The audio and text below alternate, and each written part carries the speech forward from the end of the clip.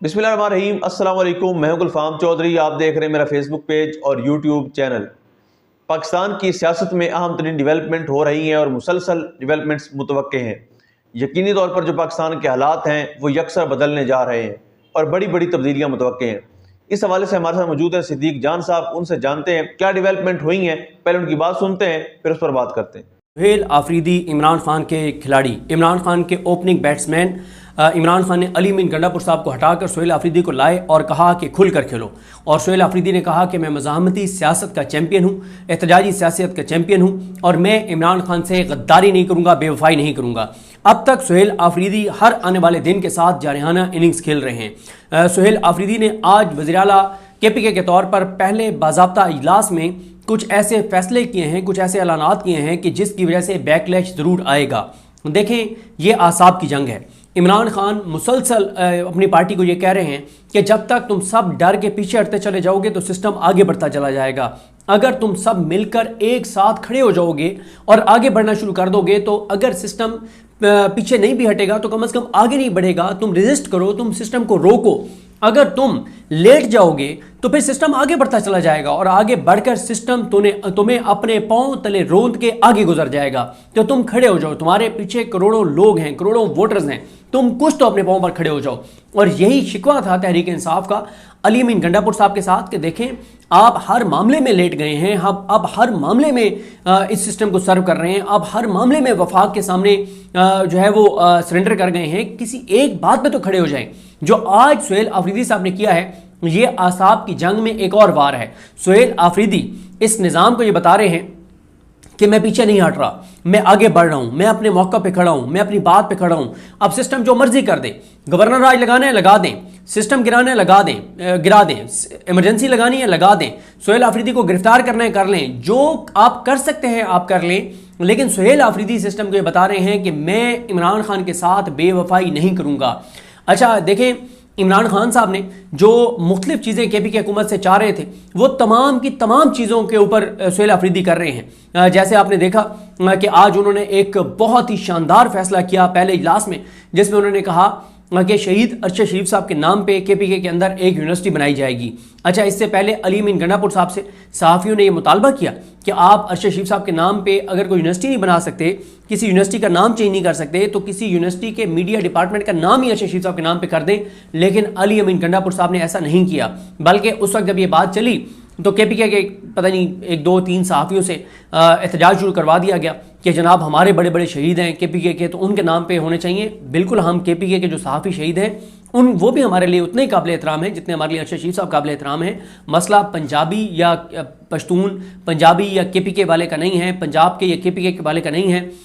मकसद सिर्फ ये है कि अभी जो पिछले 3 साल हैं, 3.5 साल हैं, उसमें अरशद शरीफ साहब ने जिस तरह से मज़ामत की और मज़ामत करते करते उन्होंने अपनी जान तक दे दी, तो ज़ाहिर है ये नौजवानों के लिए एक मशअल राह है कि लोगों यूथ के लिए एक पैगाम है, लोगों के लिए एक पैगाम है कि भाई देखें, दुनिया से सब ने जाना है। किसी ने खुदा न खास्ता हार्ट अटैक से चले जाने, किसी ने किसी और बीमारी से चले जाना है, किसी ने वैसे तबाही मौत मर जाना है। देखें, इस वक्त पाकिस्तान के अंदर दुनिया भर में जो टॉप 10 अमवात की अमराज हैं, यानी पूरी दुनिया में अंदर जिन 10 बीमारियों से लोगों की सबसे ज़्यादा अमवात होती हैं, उन 10 की 10 बीमारियों के अंदर पाकिस्तान टॉप 5 में है। यानी जिन 10 बीमारियों से लोग सबसे ज़्यादा मर जाते हैं दुनिया में, उनमें से हर बीमारी में पाकिस्तान टॉप 5 में, कुछ में तो नंबर 1 पे।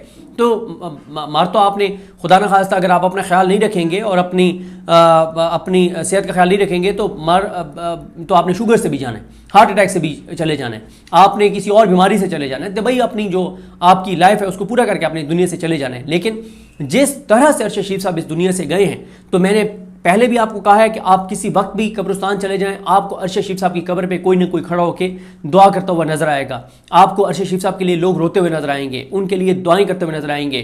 कौन सा दिन है जब नबी करीम सल्लल्लाहु अलैहि वसल्लम के रोज़े पर उनके लिए दुआ नहीं होती, जब खाना काबा के सामने उनके लिए दुआ नहीं होती, जब नजफ़ में उनके लिए जो है वो दुआ नहीं होती, जब करबला में उनके लिए दुआ नहीं होती, जब पूरी दुनिया में कौन सा मुल्क है जहाँ पर रोज़ाना उनके लिए दुआएं नहीं होती। कितने लोग हैं हमें बताते हैं कि हम रोज़ाना अरशद शरीफ साहब के इसाले सवाब के लिए नवाफिल पढ़ते हैं, उनके लिए दुआ करते हैं। तो ये है वो अरशद शरीफ साहब के लिए लोगों की एक मोहब्बत अकीदत के लोग उनके लिए रोज़ाना दुआ करते हैं, हर जगह पे उनके लिए दुआ करते हैं, उनको याद रखते हैं, उनको नहीं भूला जा सकता। कल एक इवेंट हुआ यूके के अंदर, आपने देखा वहाँ पे किस तरह से तकरीरें हुई, वहाँ पे बात हुई अरशद शरीफ साहब के हवाले से।